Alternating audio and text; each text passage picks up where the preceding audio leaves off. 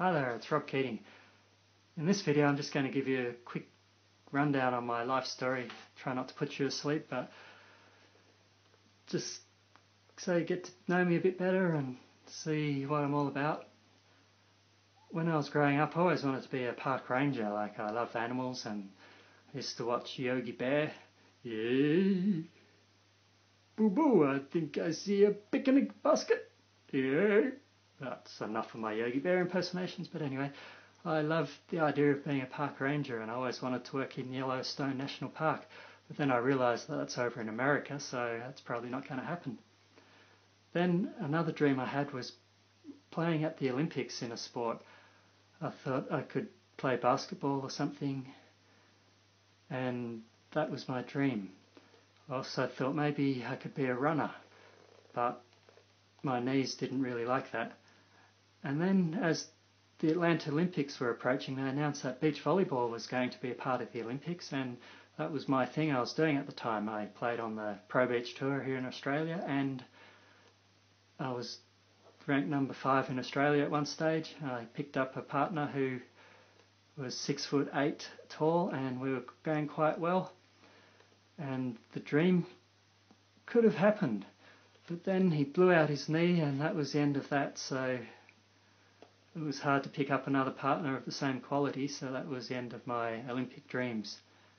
I still played on the Pro Beach Tour for a few more years, but after another bad run of injuries and things with the partners I was playing with, and a guy forgetting to enter, I thought that was enough, and I ended up quitting volleyball back then. Now, going back to the job I had worked in for about 20 years, I worked for the Department of Foreign Affairs. The way I got into that was I was following other people's dreams. Like my parents worked in the public service, that's the government of Australia here, and I didn't really know what I was doing. I deferred going to university while I tried to work out what it is I wanted to do in life. I was playing the volleyball and having fun with that, but it wasn't paying a lot at the time, and still doesn't, I must say, here in Australia. But anyway, I needed a job, so I did what they called the public service test, and I got into the public service. I had no idea what I wanted to do, and my mother just said foreign affairs is good, so I thought okay. So I put that as my preference, and there I was working in foreign affairs.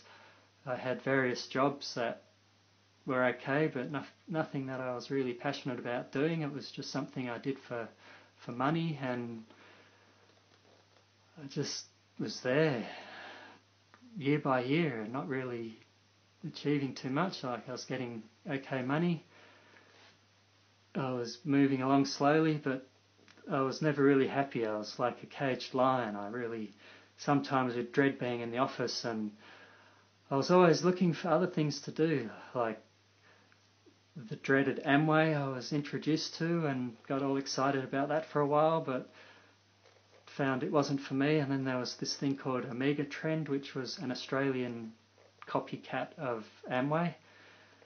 So once again that didn't work out. Then Herbalife I got into, and all these things I never really felt passionate about, so there was the stigma about, oh no, here comes that guy again, going to tell me about this opportunity.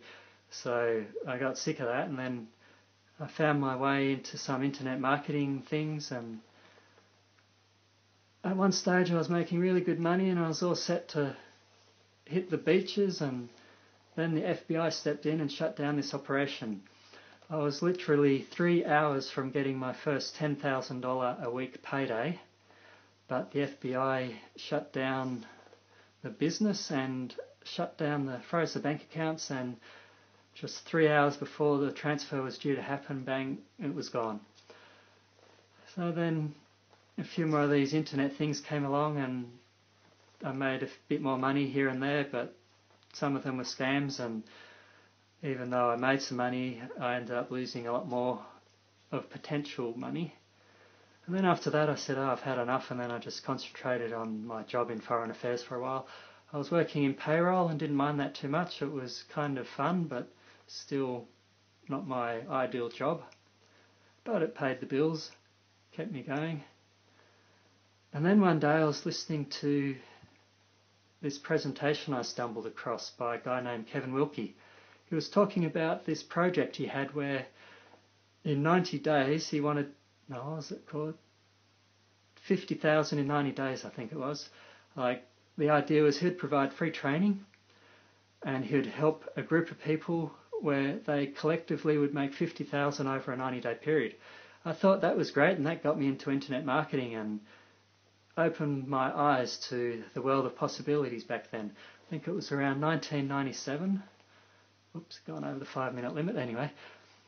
That was around 1997, and I got in and started learning about internet marketing and thought, wow, this is something I like.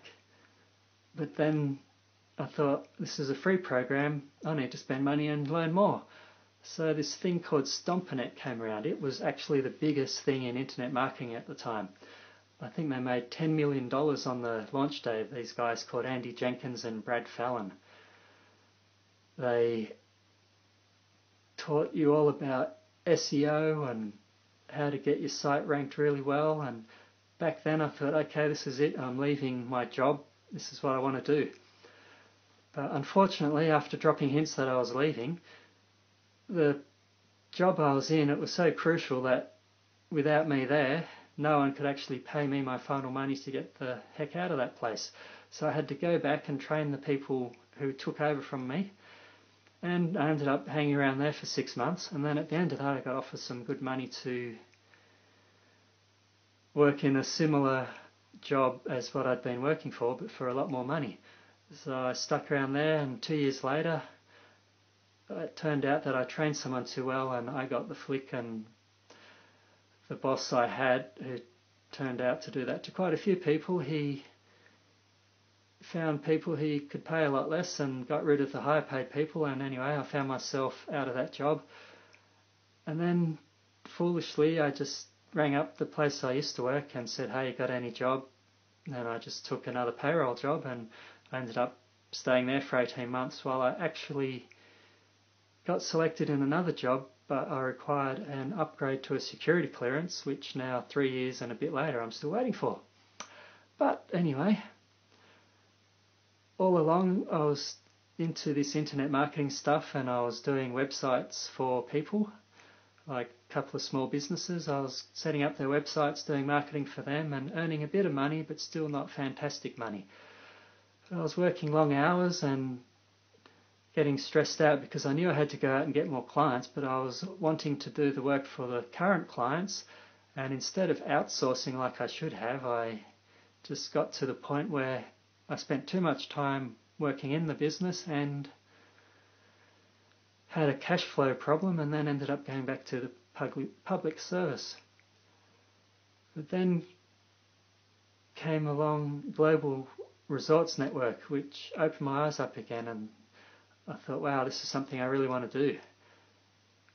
But I have other things I've been working on around the side, like I've still got clients to support, so I've got the conflict of getting paid by them and having to do work for them, as well as working my office job, and then trying to promote Global Resorts Network, so I haven't got there. But I know my next payday, or my first payday I should say, is coming soon. I can see my bank account with those $3,250 commissions just popping into it. I can see myself travelling around the world, enjoying my 10 weeks a year. So I know I'm getting there, I'm heading in the right direction, I'm starting to get my stuff together, starting to promote Global Resorts Network a lot more. And here I am, telling you about that story. So hey boo-boo, time to find a picnic basket. This is Rob Keating saying goodbye. Pretty shit, oops, shouldn't say that. Pretty crappy impersonation of Yogi Bear, but hey, see you later.